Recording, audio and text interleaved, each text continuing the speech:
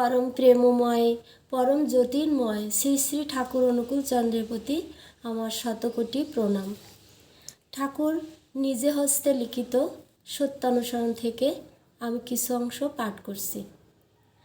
অর্থ, মান, যশ ইত্যাদি পাওয়ার আশায় আমাকে ঠাকুর সাজিয়ে ভক্ত হইও না, সাবধান হও, ঠকবে।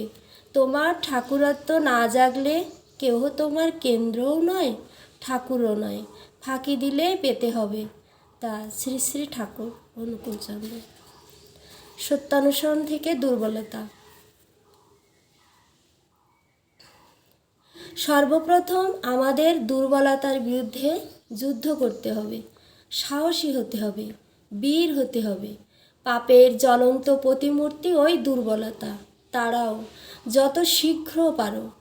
ওই রক্ত শোষণকারী অবসাদ উৎপাদক ভ্যাম্পায়ারকে স্মরণ করো তুমি সাহসী, স্মরণ করো তুমি শক্তির তনয়, স্মরণ করো তুমি পরম পিতার সন্তান। আগে সাহসী হও, অকপট হও, তবে জানা যাবে তোমার ধর্মরাজ্যে ঢুকবার অধিকার জন্মেছে। হটে যাওয়াটা বরং দুর্বলতা নয় কো, কিন্তু চেষ্টা না করাই দুর্বলতা।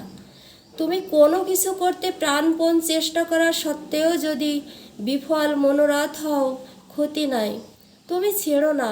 ওই অম্লান চেষ্টাই তোমাকে মুক্তির দিকে নিয়ে যাবে।